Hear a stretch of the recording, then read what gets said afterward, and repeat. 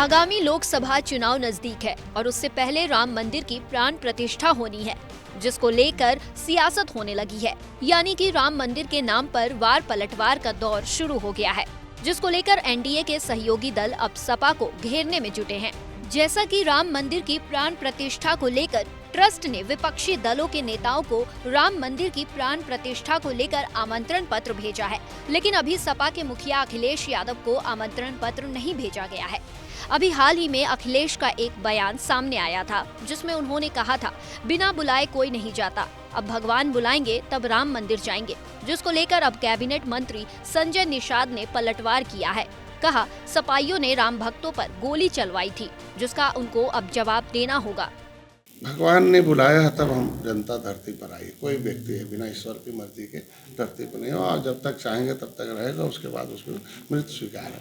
तो बिना भगवान के तो धरती पर आए। उनके लिए इसलिए कि राम मंदिर बनने के समय उनकी सरकार ने वहाँ गोली चलवाई थी, तो उसका जवाब देना पड़ेगा कम से कम कि आज के दिन में कि आपने गोली चलवाई और सभी लोगों ने, देशवासियों ने जय श्री राम का उद्घोष किया और भारतीय जनता पार्टी का आई और सही समय पर प्रमाणिक दस्तावेज कोर्ट में पेश हुआ। तो क्या इसीलिए अखिलेश नहीं जा रहे हैं कि उनको जवाब देना पड़ेगा? हमको लगता है जवाब तो देना ही पड़ेगा। पूछेंगे लोग कि आखिर एक थी कांग्रेस रोकती थी, सपा रोकती थी, बसपा उस पर राजनीति करती थी, और आज भारतीय जनता पार्टी उसे कोर्ट से भी ऑर्डर हुआ, मस्जिद भी बन रहा। इसी के साथ डॉक्टर संजय निषाद ने इंडिया गठबंधन में सीट बंटवारे को लेकर चल रही तकरार पर भी तंज कसा। कहा, इंडिया गठबंधन बिना दूल्हे की बारात है, इसमें सब दूल्हा बनना चाहते हैं, सभी एक दूसरे के खून के प्यासे हैं, फोटो तो खिंचवा लेते हैं, लेकिन उनके अंदर से दिल नहीं मिले हैं।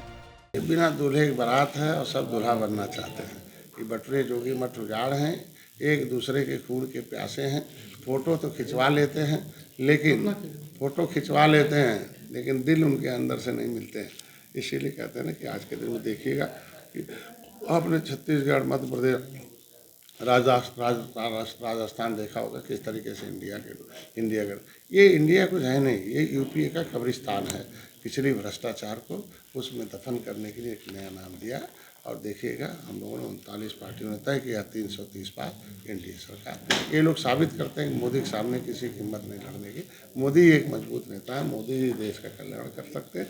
हम लोग राजनीति में जिंदा रहना है तो थोड़ा एक हो जाओ।